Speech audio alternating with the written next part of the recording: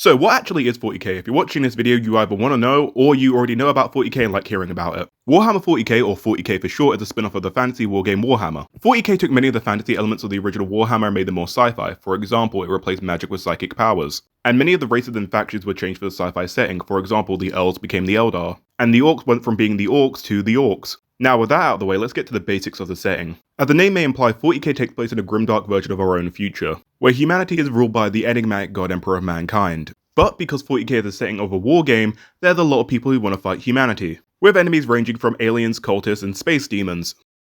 So now that the basics are covered, let's talk about the Imperium of Man. The Imperium serves as the primary faction of Warhammer 40k, and it was founded by the god Emperor of Mankind before he became the galaxy's largest flashlight, which was the result of his bald sons. Now, the Imperium is the largest faction in 40k, so it has a lot of people defending it, such as the Imperial Guard, the Cult of Toasterfuckers, the Space Marines, the Adeptus Titanicus,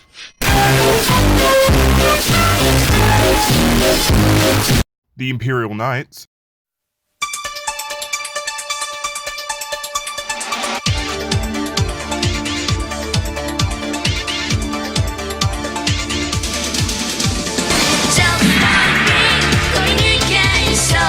the Adeptus Custodes,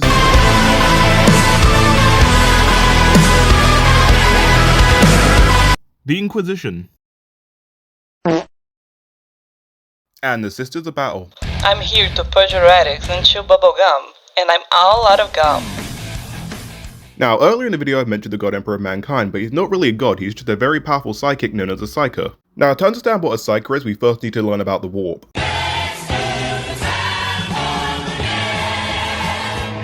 So the Warp, also known as the Realm of Souls, is essentially a dimension made out of psychic energy, and Psykers in 40k can draw upon the Warp to use their psychic powers to shoot lightning out the dicks. Besides that, the Warp is also home to the 4 Chaos Gods, who were formed about 65 million years ago during an event called the War in Heaven. Luckily, that's not too important. Now onto the Chaos Gods. The first one was Khorne.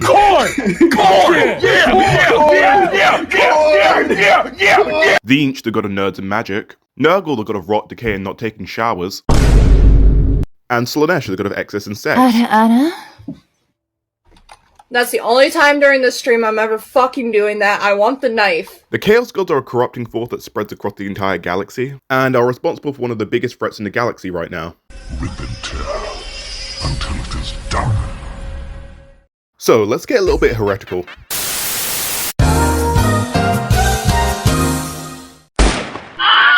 Right, so where was I? Chaos Marines. Once Space Marines who served the Imperium, they betrayed it about 10,000 years ago after drinking the Chaos Kool-Aid. Thanks, Horus, and are currently one of the biggest threats to the Imperium, seeing as they just ripped the galaxy in half. Now, the name may imply they serve the Chaos Gods and come in a few different flavors, such as the World Eaters, Blood for the Blood God!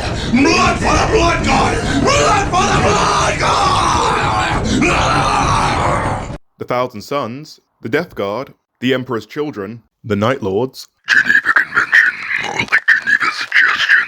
the Iron Warriors, Fuck you, fuck you, fuck you. You're cool. And fuck you, I'm out. the Alpha Legion, I am Alpharius, I am also Alpharius, I am also Alpharius. the Word Bearers, and the Black Legion. Your pain shall be legendary. Anyway, with the Chaos Boys covered, we should probably talk about the Xenos. Alright, listen to me, you knife-eared piece of shit! The Eldar are one of the oldest factions in 40k and are literally just space elves. They were created 65 million years ago to fight the Necrons during the War in Heaven, and as a result ended up being the dominant species in the galaxy for a few million years. Now, the Eldar are all Psykers, which means their minds have extremely strong effect on the war, and having very long lifespans, they kinda got a bit bored, and ended up murder-fucking a god into existence, which ended up killing most of their species. And the surviving ones were split into 2 main factions. What about the Harlequins? Like I said, 2 main factions. What about the Ynnari and the Exodites?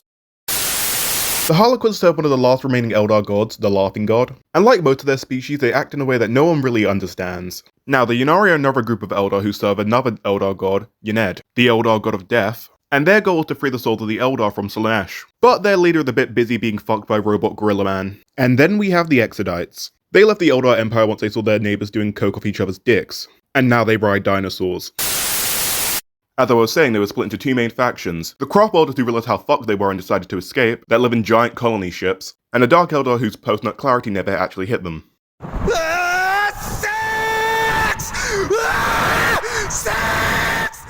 So let's actually go into a bit more detail about the Dark Eldar. So imagine if Jeffrey Dahmer had a kid with the local crack addict and dominatrix. They would still not be as deranged as the Dark Eldar. As when the Eldar murder fucked a god into existence that killed most of their species, the Dark Eldar decided to keep going, which caused them to lose their psychic powers, but they're immortal as long as they inflict suffering. And they inflict this suffering in their home city of Komorrah, which is part Arkham Asylum, part strip club, and part crack alley. Now, Komorrah is one of the most highly defended places in 40k. This is because 1, it's located inside another dimension known as the Webway, and 2, because literally every single Dark Eldar lives there most of the time. This will hurt. Now, it's about time we actually talk about the Necrons. Before they were the metallic skeletons of Warhammer 40k, they were the Necron tier, a species dying due to the radiation caused by their homeworld star, who eventually came across the Old Ones, a species that created the Eldar, and asked them for help. But they said no. So the Necrons decided to give them space farts bodies, and made themselves into robo-skelemen, and started a massive war with the Old Ones and their creations. But they ultimately lost and went into hibernation for about a few million years. And now they're back to reclaim the galaxy if they're not too busy arguing with each other. Bruce, it's been 5 years. You still owe me $16. Fuck off. But don't think they're pushovers. The Necrons created some of the strongest weapons in the entire galaxy. And there's a lot of them they got rid of. Now, we've got to talk the biggest and the baddest boys in all of 40k, the Orcs. The Orcs are a faction that you can't really take seriously because they don't really take anything seriously. Like, they literally refer to each other as knobs, gits, and boys. And they all speak like this. And you can probably tell the Orcs aren't the sharpest knives in the drawer. The vast majority of their weapons and technology is scrapped from other factions, and is only really working because of the power of their... which both refers to a group of orcs and their psychic power. You see, the orcs collectively have the ability to alter reality based on what they believe, but they're too stupid to kind of realize this, so everything they believe in is kind of dumb. This results in some pretty funny things. For example, if an orc paints a vehicle red, it just goes faster. If they paint something yellow, it will make bigger explosions. And if they make it green, it will be better because green is the orc color. And of course, this even applies to their technology. Their guns only really work because they think they work. Now, as fun as this ability is, it's kind of hard reading about the orcs because you don't know what's just something made up by the community and what's actually something that they've done. So no, a group of orcs didn't come together trying I'm a tank, I'm a tank, I'm a tank, and become a tank, sadly. What is that?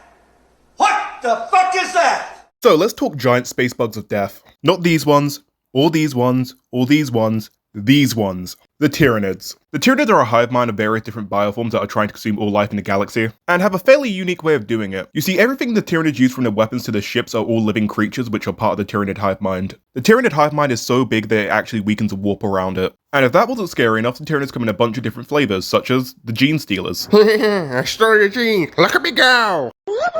The terrifying Lictors. Pot of tea. Give us your country. The cannon fodder Gaunts. The psychic Zoanthropes. It's so sad Steve Jobs died for Who the hell is Steve Jobs? Ligma balls. And the terrifying powerhouse that is a Swarm Lord.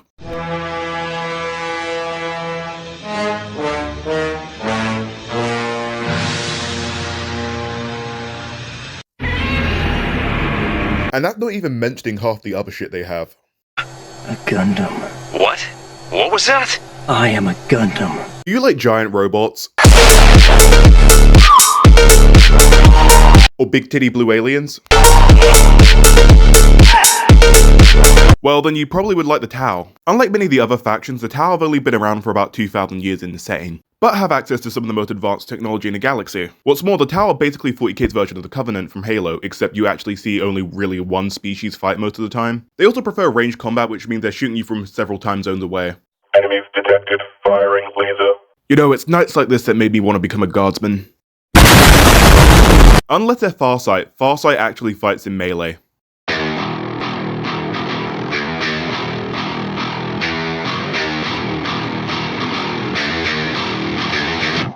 Brothers of the my rejoice!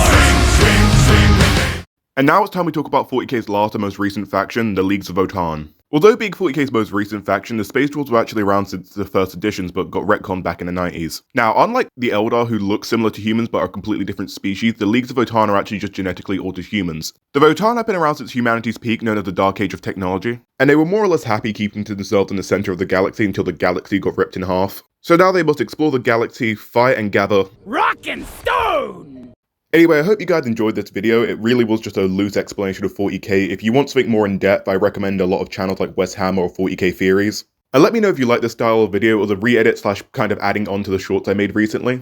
And lastly, like and subscribe, and a big thanks to some of the creators who helped me make this video.